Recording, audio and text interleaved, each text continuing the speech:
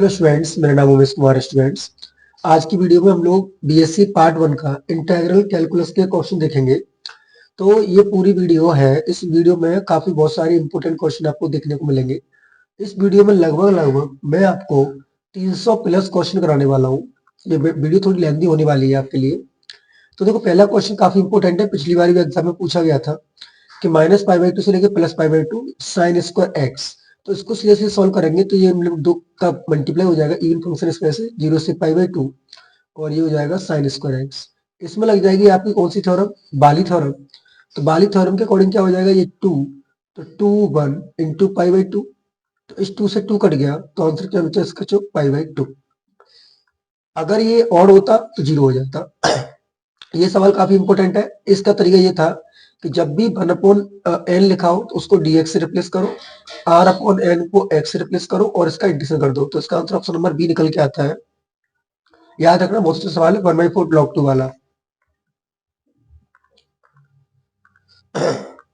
देखो, ये आगे ऑड फंक्शन है, -π/2 से +π/2, तो ऑड फंक्शन के लिए इंटीग्रेशन होता है 0।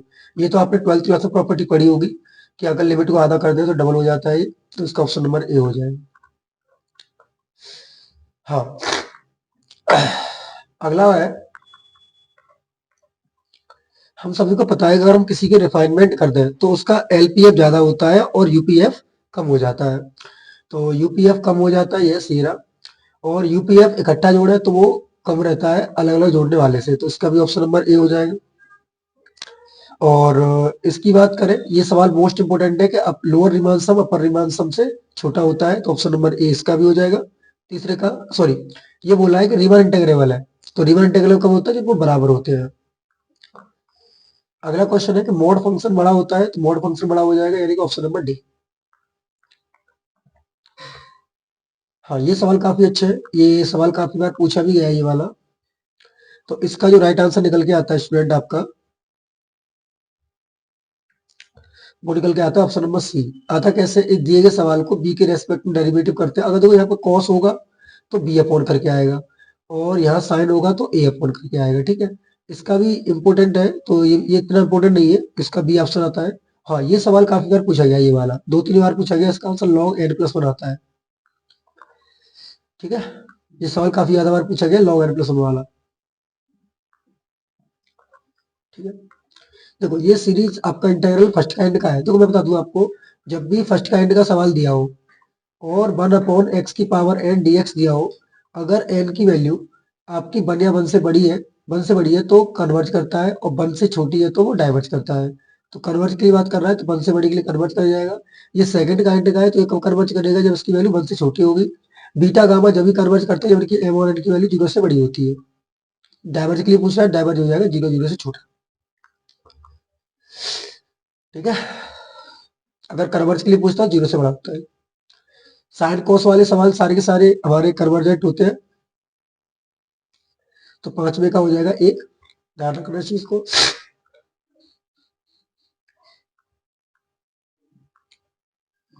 बीटा गामा का रिलेशन पूछा है, तो उसका रिलेशन होता है ऑप्शन नंबर बी। इसका तो पता ही होगा, √π/2 आता है। इसकी वैल्यू होती है, यस, इसका तो फॉर्मूला पता होगा, गामा n/a की पावर है। इसका सॉल्व करोगे तो बीटा में 5 और 4 हो जाएगा। बीटा 5 को 4 को सॉल्व करोगे तो बीटा गामा 5 गामा 4 और गामा 9। जब इसे सॉल्व करोगे तो आपका जो आंसर आएगा,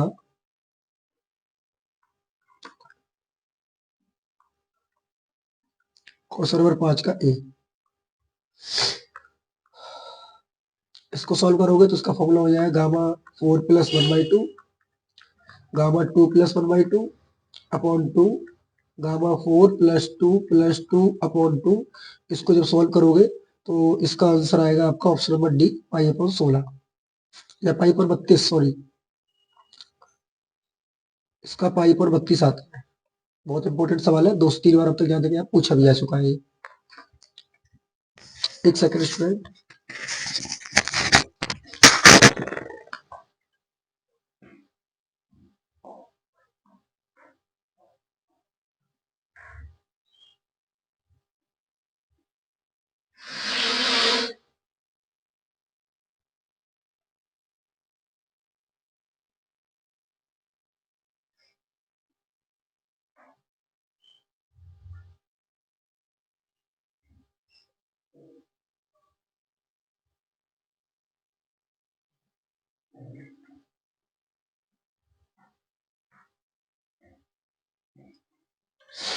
तो स्टूडेंट यहाँ तक तो आपको समझ में आ गया होगा।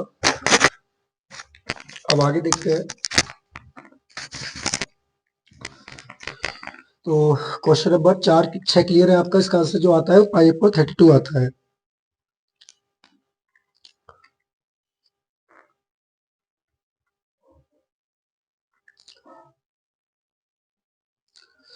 अगला क्वेश्चन है आपका, एक सेकंड स्टूडेंट,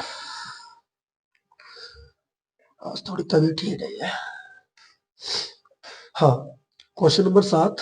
तो 7 का तो आपको राइट आंसर पता ही होगा। ये m-1 beta m comma n की वैल्यू होती है, बीटा m कॉमा n इसके बराबर होता है।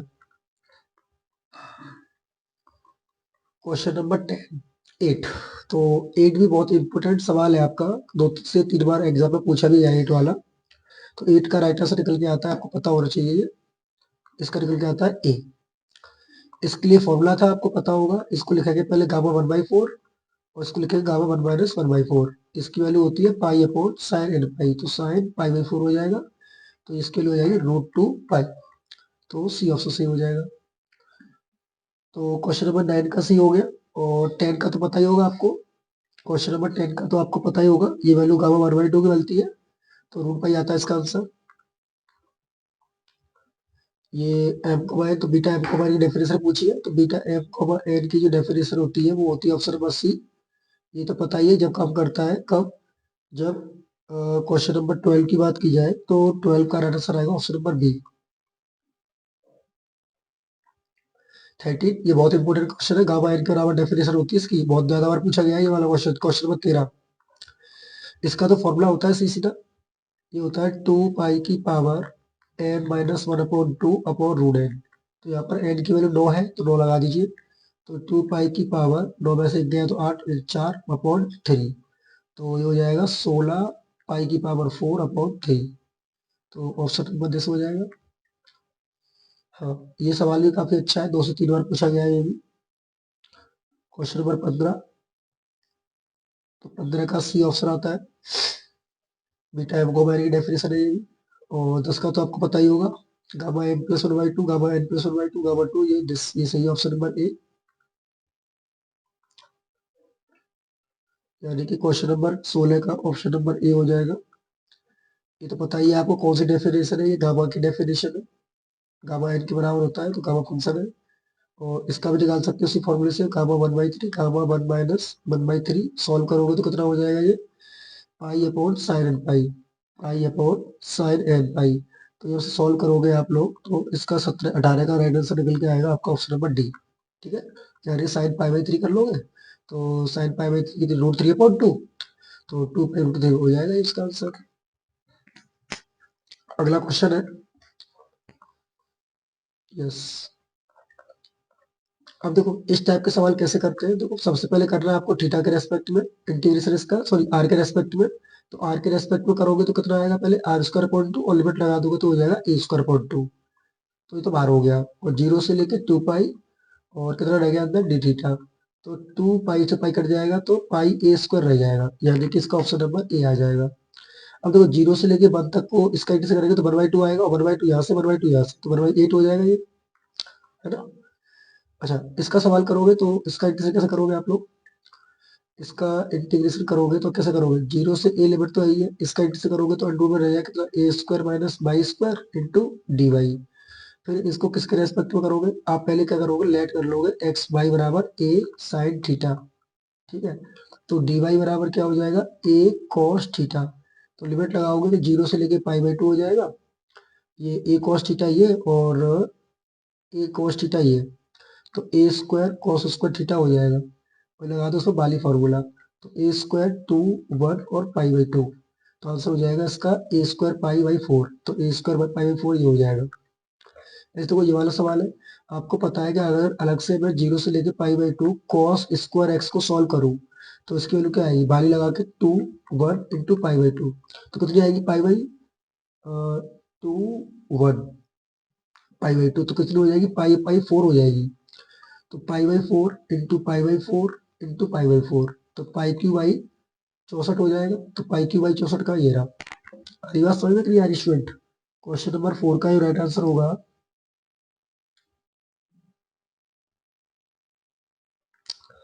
तो क्वेश्चन नंबर 4 का ऑप्शन नंबर डी हो गया। ठीक है, ऐसे इसको कर लेंगे। देखो e की पावर x का अलग से कैसे करोगे आप, तो e की पावर x का e की पावर x होगा तो e माइनस वन आएगा पहले से, ऐसे 3 बार हो जाएगा तो e माइनस वन का होल क्यूब हो जाएगा ये। तो 5 का राइट आंसर हो जाएगा आपको कितना, सी। ऐसे ही cos x का अलग से करोगे तो cos x का अगर तुम 0 से लेके π/2 में cos x करोगे तो उसके लिए बनाएगी, तो 1 × 1 × 1 करोगे 3 बार तो 1 ही आ जाएगा ये वाला भी। ये काफी इंपोर्टेंट सवाल है और काफी इजी सवाल है। द वैल्यू ऑफ दिस, तो आपको पहले इसको r के रेस्पेक्ट में कर लेना है, तो r square upon 2 sin square theta upon 2 और थीटा रह जाएगा, ऑप्शन नंबर सी हो जाएगा 7 का। ऐसे ही है, पहले इसको x के रेस्पेक्ट में कर देना और दो आंसर आए उसको y के रेस्पेक्ट में कर देना, तो 8वें का राइट आंसर आएगा आपका कितना, बी आएगा। और क्या किए हुए सवाल है ये तो इससे log a आ जाएगा, इससे log b आ जाएगा, तो log a into log b हो जाएगा ये। ऐसे इसको कर लेना आप, एक बार थीटा के में और एक बार r के में, तो इसका जो आंसर आएगा 10 का सी आएगा। और 11 का भी कर लेना आप लोग, वेरी इजी सवाल है 11 वाला, तो 11 का भी डी आ जाएगा। किस तरीके से आपको पता है, पहले बाई के रेस्पेक्ट में कर लेना, cos y आ जाएगा, तो cos x का लिमिट वाइज सॉल्व करोगे तो पाई आ जाएगा। और 12 का तो सी है ये, काफी बार किया हुआ सवाल है। हाँ, इसमें पूछा है आपसे,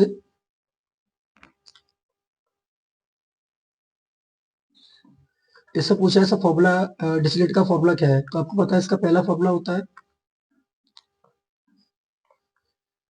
ये तो पता ही है कि एन कोई पॉजिटिव इंटीजर होना चाहिए और इसका सम जो होना चाहिए वो लेस देन इक्वल टू 1 होना चाहिए।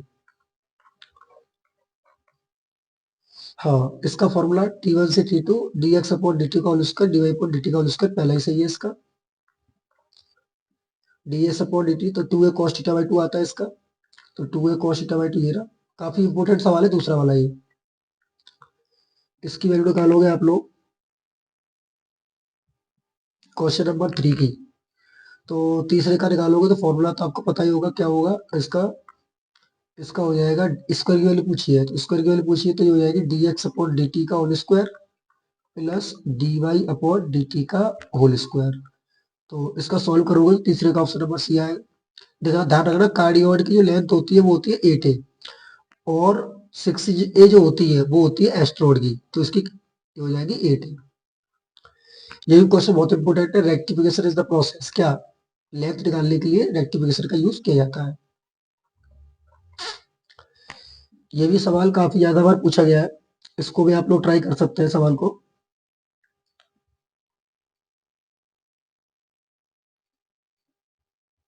तो उसका ऑप्शन नंबर पहले का बी आता है।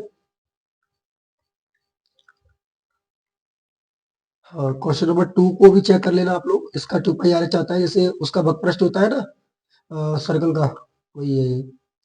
हाँ, ये फॉर्मूला आएगा आपका एग्जाम में, आ सकता है मतलब। तीसरे का भी 2 पाई/ds होता है।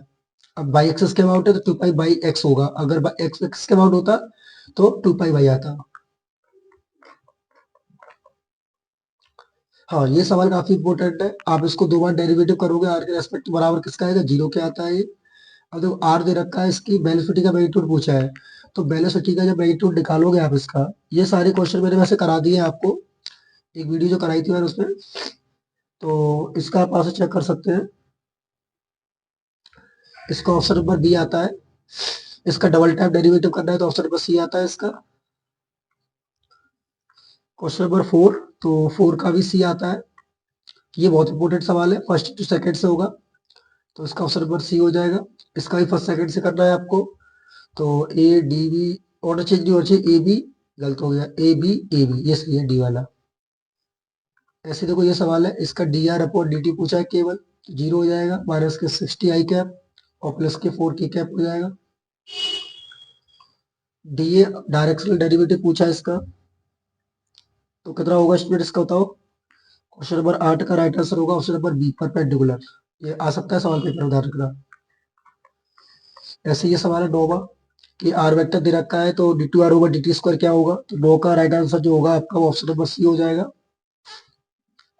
The necessary and sufficient condition पूछी है किसके लिए, कांस्टेंट वेक्टर के लिए, सबको पता है उसका डेरिवेटिव 0 होता है, 10 का हो जाएगा आपका ए।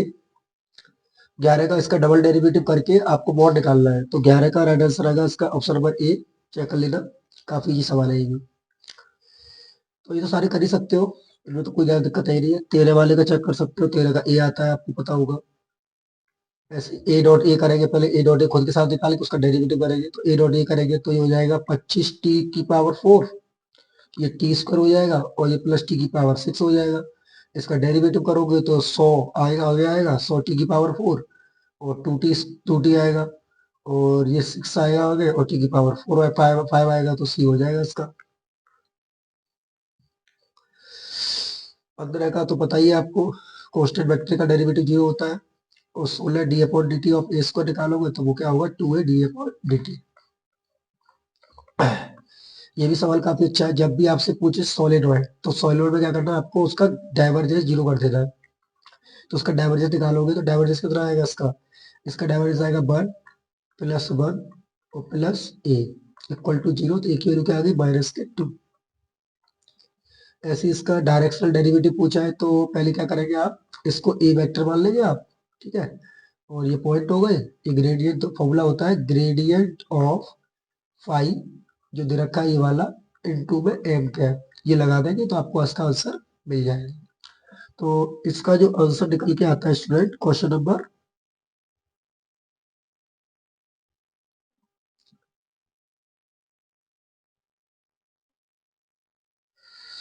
ये है आपका दूसरे का आंसर आएगा ऑप्शन नंबर ए, 37/33। ठीक, देख लेना एक बार आपसे। इसका तो फॉर्मूला पता ही होगा, n-2 पावर आती है, तो यहाँ पे ये रहा। क्वेश्चन नंबर 4 की बात करें तो 4 का भी बी हो जाएगा आपका 0, तीसरे का तो सी था, और 4 का 0। कर्ल पूछा है, तो ये बहुत इंपॉर्टेंट सवाल है, ध्यान रखना, 5वां। तो इसका -2a आता है, और डाइवर्जेंस ऑफ आर कैप की वैल्यू 2/r होती है, और आर वेक्टर की 3 होती है।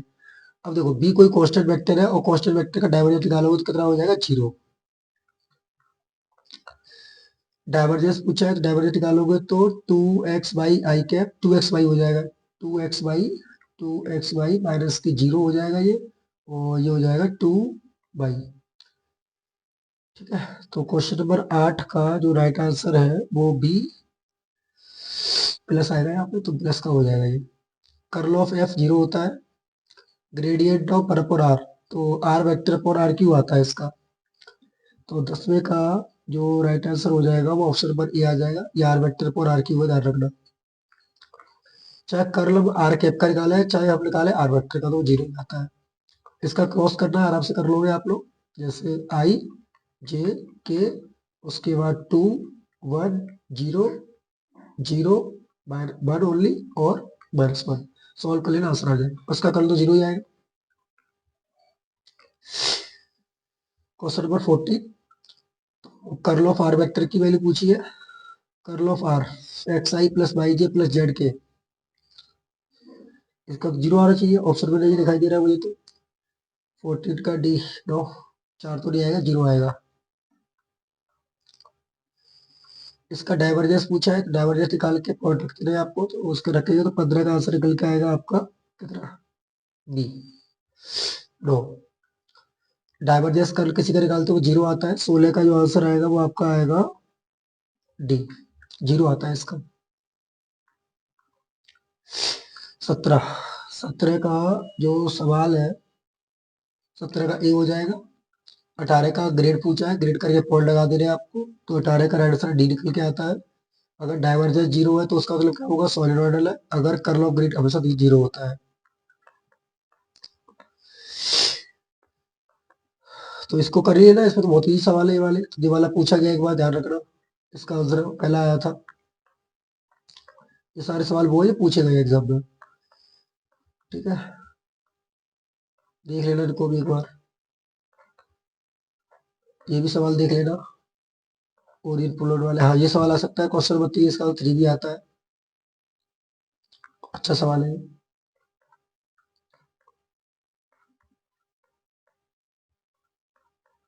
14 सवाल भी अच्छा है, चौथे का 2 पाई आता है आंसर, सर्कल का 2 पाई आर होता है ना, उस वजह से 2 पाई। ये सारे देख लेना आप एक बार क्वेश्चन। ठीक है, इसके आंसर से दे रखिए, आ सकते हैं सवाल। और देखो स्टूडेंट, कुछ और इम्पोर्टेंट सवाल है मेरे पास जो आपको कर लेने हैं।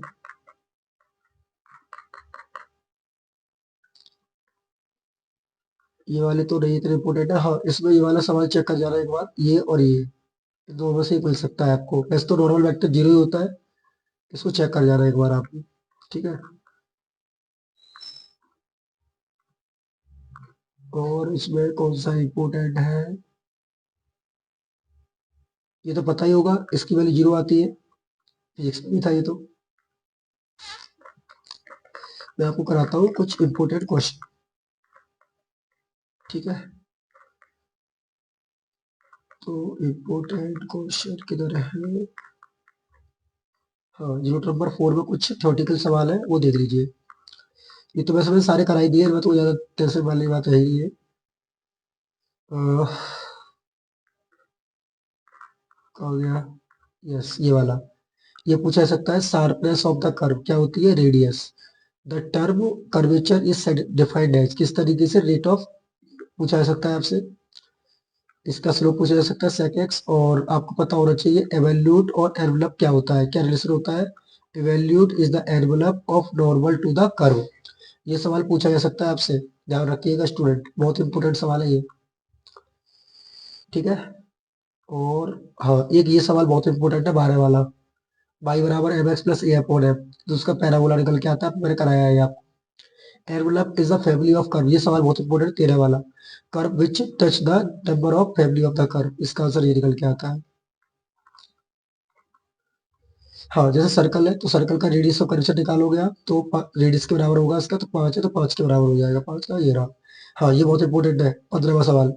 इनवैल्यूट इज आल्सो नोन एज क्या, इक्विवेलेंट।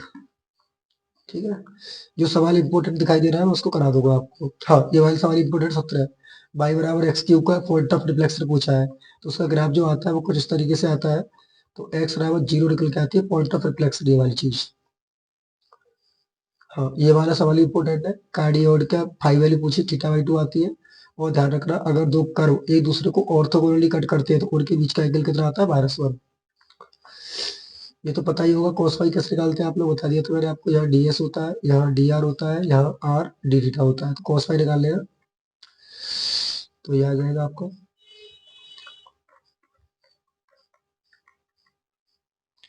देख लेना इसका, ds अपॉन dr की value r square upon p होती है, sin फाई ये हो जाएगा आपका, भी फॉर्मूला समझाई दिया मैंने आपको। हाँ ये सवाल आ सकता है आपको 25 वाला, उसका r sin अल्फा होता है। और देख लेना सारे सवाल इसके अच्छे सवाल है इसमें। हाँ ये वाला सवाल भी चेक कर लेना। इसका क्या, ये कैटनरी है, तो कैटनरी का ये निकल के आता है, और इसकी जो वो निकल के आती है इंटरेस्ट, वो निकल के आती है एस बराबर सी टेन साइन, ध्यान रखना। Interest formula of radius of curvature पूछा गया है, R D R upon DP होता है। सॉरी इंटरेस्ट में ये होता है डीएस अपॉन डी साइन। ये भी रिलेशन देख लेना, काफी ज्यादा बार पूछा गया ये रिलेशन। हाँ ये वाला सवाल 41 वाला, the curvature of at any point, तो क्या होता है, reciprocal of radius curvature at that point. ये वाले सवाल काफी बार पूछा गया है, 2√2 वाला। ये सारे करा दिए मैंने आपको सवाल, एक बार चेक कर लीजिए बस। ये तो पता ही होगा, जो सवाल पी और आर में होता है उसे पीरियड कहते हैं। हाँ ये वाला सवाल बहुत इंपॉर्टेंट है, radius of curvature of straight line कितना होता है, इन्फिनिटी। सर्कल का किसके बराबर होता है, radius of curvature of circle, गलत कह रहा है यहाँ पर, radius of curvature of circle का रेडियस के बराबर ही होता है, ये आएगा इसका। ये भी सवाल पूछा जा सकता है आपसे, ध्यान रखना कि हाइपरबोला में कितने असिम्प्टोट्स होते हैं, तो 4 असिम्प्टोट्स होते हैं हाइपरबोला में, और पैराबोला में कोई असिम्प्टोट्स नहीं होता, ध्यान रखना। पैराबोला में कोई असिम्प्टोट्स नहीं होता है, जैसे ये वाला सवाल है देखो, क्वेश्चन नंबर 4 ये आ सकता है, पैराबोला में कोई असिम्प्टोट्स नहीं होता, क्लोज कर्व के पास कोई असिम्प्टोट्स नहीं होता। ठीक है, ध्यान रखिएगा।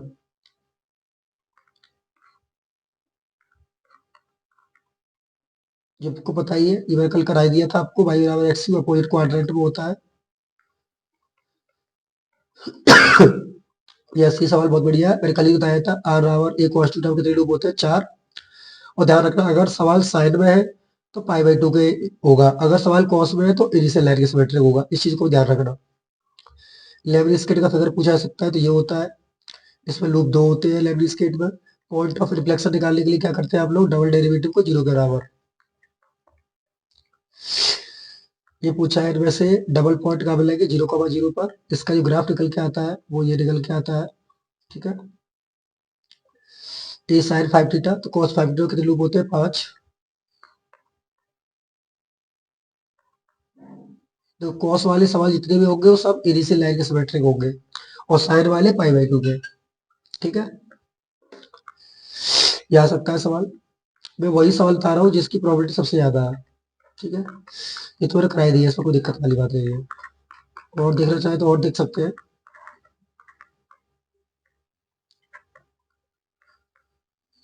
ये सवाल देख लेना आप लोग, इसमें ज्यादा कुछ है नहीं है। जो मुझे लग रहा है कि हाँ पेपर में आ सकता है वो आपको बताने की डिस्कस कर रहा हूँ। ठीक है, ये सारे कराई दिए। अब इधर आ जाओ, ये फॉर्मूले देख लेना एक बार। हाँ, ये फॉर्मूले बहुत इंपोर्टेंट है। ये वाला सवाल अच्छा है। और बाई एक्सिस के अबाउट होता है तो आप जानते ही है वॉल्यूम निकालने के लिए फॉर्मूला क्या होता है, पाई एक्स स्क्वायर। अगर एक्स एक्सिस होता है तो पाई बाई स्क्वायर होता है। ये बात तो आपको पता ही होगी कि स्क्वायर का आयतन कितना होता है, 4/3 पाई आर क्यूब। हाँ, ये पप्पूस थ्योरम बहुत इंपोर्टेंट है। ठीक है, ध्यान रखना कि इसका रिलेशन जो होता है वॉल्यूम और एरिया में वो ये होता है। ठीक है, बहुत इंपोर्टेंट सवाल है ये पप्पू थ्योरम का। पप्पू थ्योरम अगर लेंथ में और एरिया में देखें तो उसका ऑप्शन नंबर ए आता है। ये आईआईटी जब में बहुत सवाल पूछा गया तो ये वाला था। ध्यान रखना एरिया में वॉल्यूम में क्या रिलेशन है। ठीक है, एक ये सी वाला और एक डी वाला, मेरे 17-18 चेक कर लेना एक बार आप। आपको पता है क्या निकालता है ये, कर्व लेंथ निकालता है। डबल इंटीग्रेशन क्या होता है, मल्टीपल में आ जाता है। ये एरिया निकालने के लिए मल्टीपल इंटीग्रल का फॉर्मूला है ये वाला। इसका चेक करोगे तो ऑप्शन नंबर बी आ जाएगा। ये तो पता ही होगा फॉर्मूला इसका। ये सवाल बहुत इंपोर्टेंट है, 24 वाला आ सकता है आज पेपर में, 2 क्वेश्चन है बाई 2 वाला और ये वाला भी। यानी कि आपका पेपर बहुत इजी बना हुआ है। हाँ, कार्डियो की कितनी होती है, 8 है। और अगर एस्टोड की पूछता है तो 6 से होती है। ठीक है, रेक्टिफिकेशन जानते ही हो क्या निकालने के लिए होता है, उसका लेंथ निकालने के लिए होता है। ये कराई दिए मैंने आपको। अगर बाई एक्सिस होती है तो 2 पाई एक्स आता है, अगर एक्स एक्सिस होती है तो 2 पाई वाई आता है। ठीक है, और तो ये सारे फॉर्मूले मैंने कराई दिए आपको। और इसमें और कौन सा इंपोर्टेंट है, पेपर बहुत इजी बनेगा इस बार आज का, टेंशन मत लीजिए। और भी सवाल है कुछ, बहुत देख लीजिए।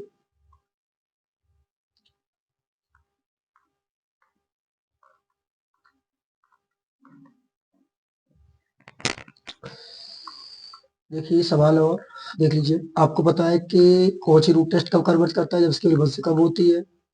ये तो पता ही होगा, इसकी लिमिट लगाने पर 1/x आता है। ये सीरीज पी सीरीज टेस्ट देखेंगे, इसकी पावर 1 से कम है तो डाइवर्जेंट हो जाएगा। सीरीज अल्टरनेटिंग है तो कन्वर्जेंट हो जाएगी, क्योंकि भाई लेवरेज टेस्ट सीरीज अल्टरनेटिंग है और स्क्वायर हो रहा है तो ये एब्सोल्यूट कन्वर्जेंट हो जाएगा। ये भी सवाल करा दिया मैंने आपको, सेमी कन्वर्जेंट आता है, ये भी कराई दिया है। ये वाला इतना इंपोर्टेंट नहीं है, ध्यान रखना। सवाल ये वाला भी इंपोर्टेंट नहीं है इतना, फिर भी देख लेना। ये वाला सवाल देखने को मिल सकता है आज आपको। ठीक है, हाँ ये सवाल 100% मिलेगा 10वां। कब कन्वर्ज करता है जब पी की वैल्यू 1 से बड़ी होती है।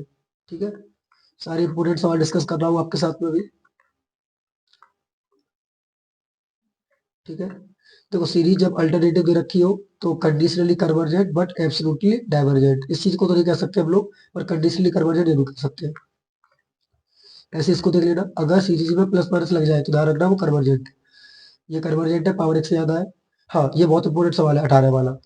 क्या, the birth place of Aryabhatta पूछा गया था 2-3 बार, तो उज्जैन आता है इसका। और वृक्षावाद बोर, वृक्षा कहाँ पर हुए थे, यहाँ पर हुए थे। देख लेना इसको, सवाल का आ सकता है ये सवाल।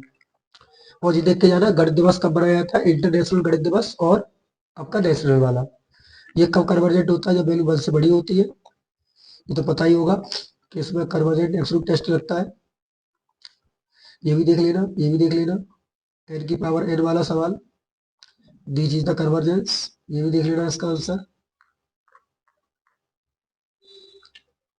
ये भी सवाल काफी अच्छा है, इसका आंसर 0 आता है, क्योंकि 1/2 में ग्रेटेस्ट टेबल 0 हो जाएगी। साथ साथ कह रहे 1 पे और 3 पे डिफरेंशियल नहीं है ये।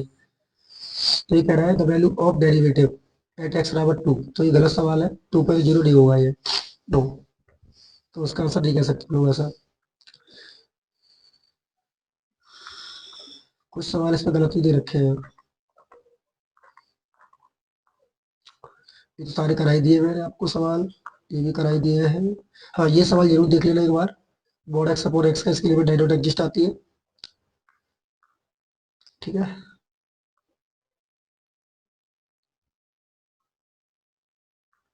ये वाला सवाल भी देख लेना। इस सवाल की भी लिमिट डायनोट एग्जिस्ट आती है, या वहां पर आप जनरल मेथड लगा के सॉल्व कर सकते हैं। ये सवाल, दोनों सवाल देख लेना, 27-28 काफी इंपॉर्टेंट सवाल है।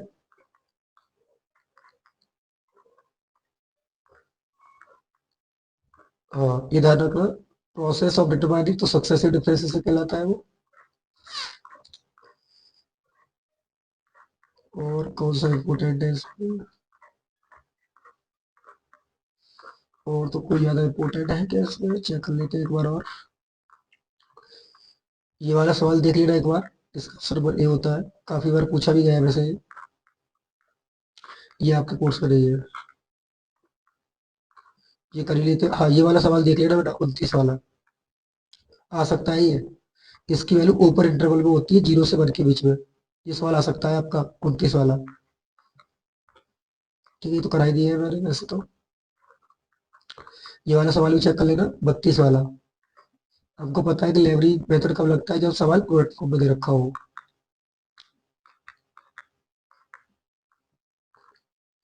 ये वाला सवाल भी चेक कर लेना, 44 वाला पूछा गया एक बार, फैक्टोरियल 34 आता है।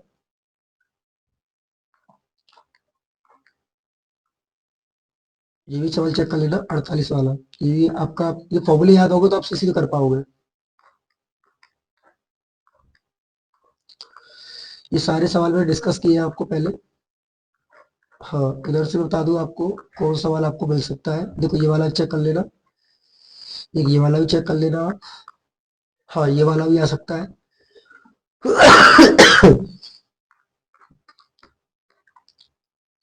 ये तो आना ही आना है, आर्य तुरंग का तो आना ही आना।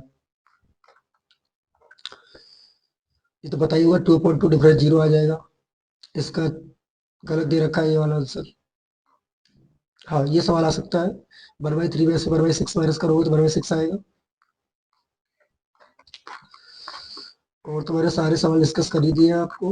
हाँ, ये वाले सवाल देख लेना, ये वाले सवाल दो, 32-33। Code of parallel by axis की बात करता है तो टूरो साइन से ही होता है, पीडल फॉर्म ये होती है इसकी। ये भी चेक कर लेना एक बार, सारे इंपोर्टेंट सवाल है ये, चेक कर लेना। और देखिए, हाँ, ये भी सवाल अच्छा है। क्या कह रहा है कि अगर समेशन आर पर एन स्क्वायर दे रखा है तो इसको लिख सकते हैं समेशन आर पर एन इंटू वन पर एन। तो इंटीग्रेशन 0 से 1 एक्स डी एक्स सॉल्व करोगे तो 1/2 आ जाएगा। ये तो पता ही होगा आपको क्या, कि अगर रिवर इंटेग्रेबल है तो दोनों चीज बराबर होनी चाहिए, तो रिवर इंटेग्रेबल है तो बराबर तो डी हो जाएगा इसका। ये वाला पूछा जा सकता है, तो इस चेक कर लेना। इसकी आंसर की देखो ये दे रखी है, यहाँ से देख लेना आप लोग, पहला, दूसरा, तीसरा। तो तीसरे का जो राइट आंसर है वो ऑप्शन नंबर ए है, यानी कि fundamental theorem of integral calculus कहलाता है। देखो, जब यहाँ पर log 2 है तो उसका आंसर log 2 हो जाएगा। इसका भी चेक कर लेना, ये डेरिवेटिव फॉर्म में दे रखा है तो 5/7 माइनस 5/3।